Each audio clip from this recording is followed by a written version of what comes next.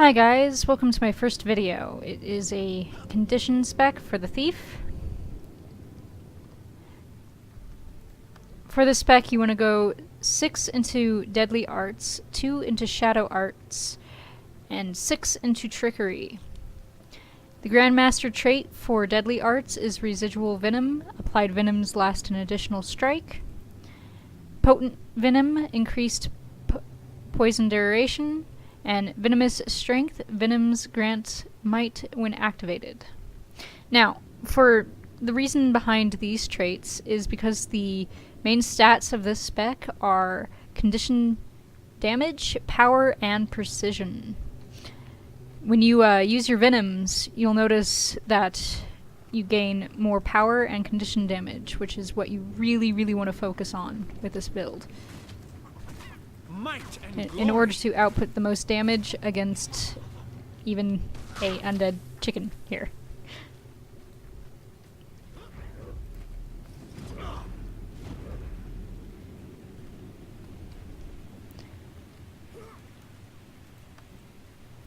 In Shadow Arts, you want to go with number 5, Infusion of Shadows, gain Innervate when you enter Stealth.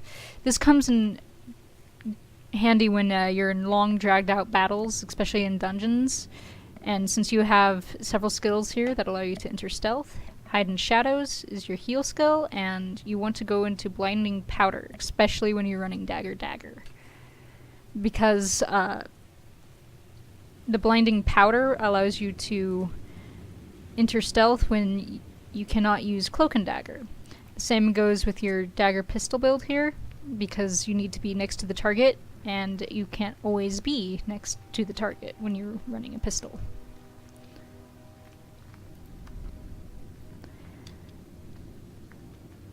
Next is Trickery. You want to go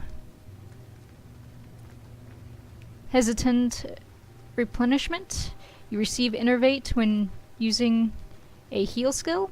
Again, very useful when you're in a long dragged out battle, especially when you're low on health and Innervate. Thrill of the Crime. When you steal, you and all nearby allies gain Fury, Might, Swiftness for 10 seconds. Now, again, this allows you to gain more Might, and you want to be stealing as often as you possibly can in order to use your Cloak and Daggers on your pistol. Flanking Strike increases damage when striking foe from behind. My main reasoning for this one is for dungeon use, because of the fact in dungeons you have more of the capability to get behind the foe, except for when, of course, you're doing stacking, in which case that doesn't really help as much, but you are able to increase your damage output, which is really nice, especially since your main focus is condition damage over the power.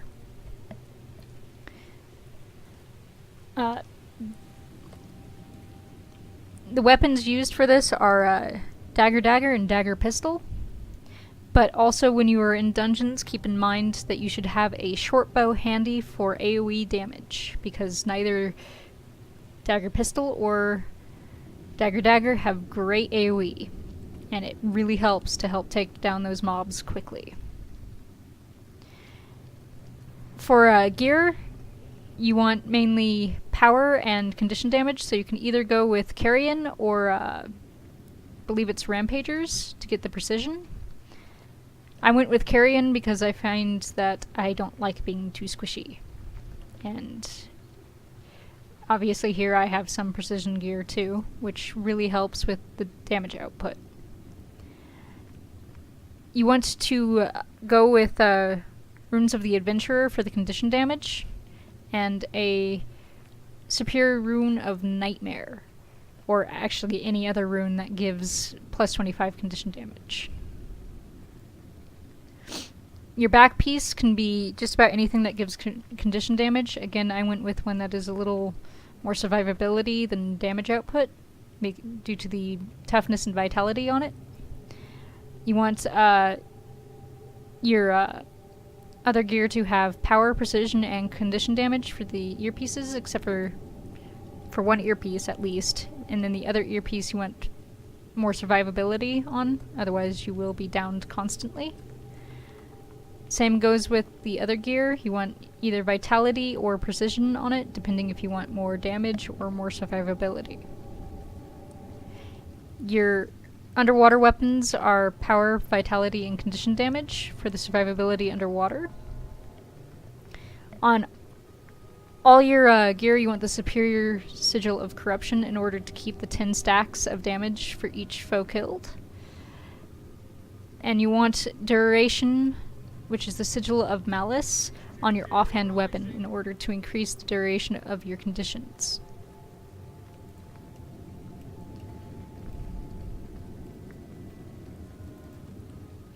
I'm going to the Temple of Lessa in order to show you how this build runs against veterans, at least.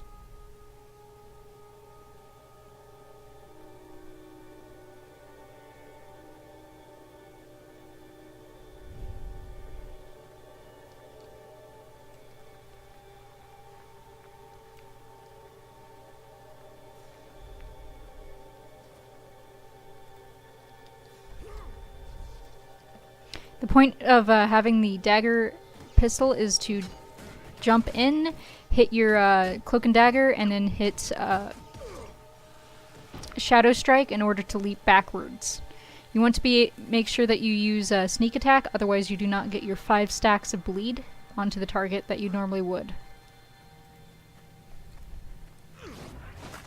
When you don't have your seal up, you can either run into the foe to go invis and repeat, or you have the option of hitting your blinding powder to go invisible and then enter combat that way.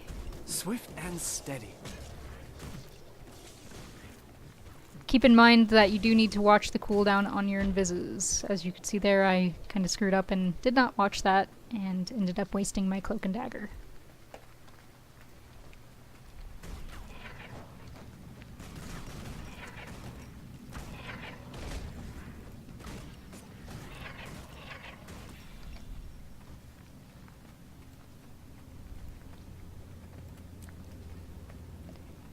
When you are in close range combat, you want to switch to your dagger and focus mainly on using double strike and death blossom. Double strike stacks your bleeds. Sorry, death blossom stacks your bleeds, and double strike will give you the poison that you need. Now there's a veteran up. Here you want to use your both your venoms, which are spider venom and scale venom. Swift and steady. Go in Viz, click your venoms, and then hit your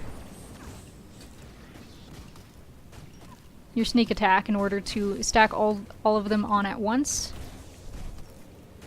Remember to keep hopping in and out of invisibility whenever you see the debuff go away, in order to keep up your bleeds.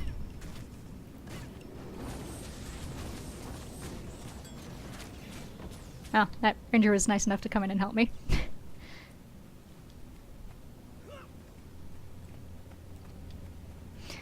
That is the build that I currently run on this toon. It is a condition build, and I find that it works fairly nicely in dungeons and when you're just out exploring the world. Thank you for your time. This is Flamewing80, signing off.